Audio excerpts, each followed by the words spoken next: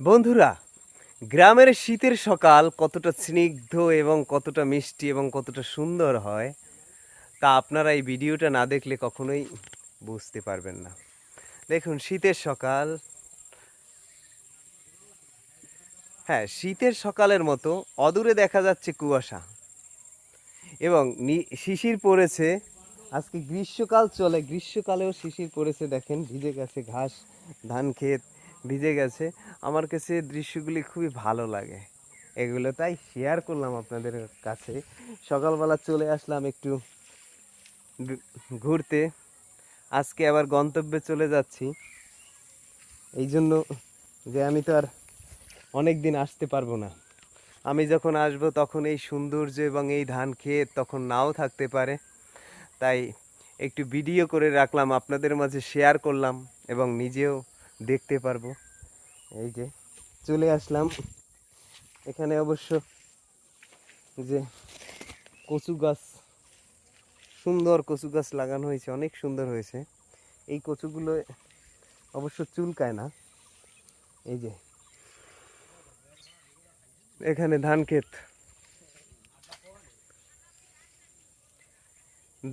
এখানে দেখা যাচ্ছে। এই আরেকটা জিনিস, আম, প্রচুর পরিমাণে আম ধরেছে। গ্রামের সৌন্দর্য আসলে, গাছগাছালি, প্রাকৃতিক পরিবেশের দিকে তাকালে খুবই ভালো লাগে। এই যে আমাদের আম গাছ, সেই প্রচুর পরিমাণে থোকা থোকা আম ধরেছে। এই যে অনেক ভালো লাগে দেখতে।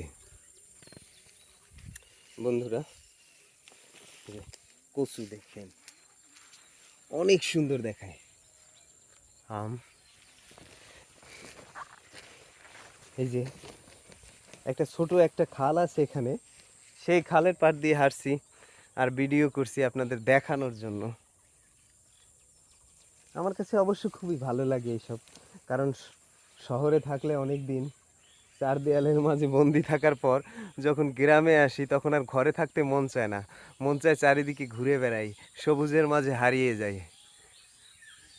কত না সুন্দর আমাদের প্রকৃতি, কত না সুন্দর স্রষ্টার এই সৃষ্টি।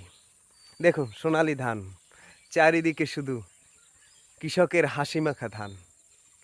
সবার ধান এবছর, সবার ধানই ভালো হয়েছে, দেখলে প্রাণ জুড়িয়ে যায়। হ্যাঁ, অনেক ভালো লাগে। ও, আরেকটা জিনিস শেয়ার করব, সেটা হচ্ছে এই কিছুক্ষণ আগে আমি কচু দেখিয়েছি সাদা, আর এখন দেখাবো আরেকটা কচু, সেটা হচ্ছে কালো। ওই যে দেখুন, কালো কচু। এই যে কালো কালো কচু আছে এখানে।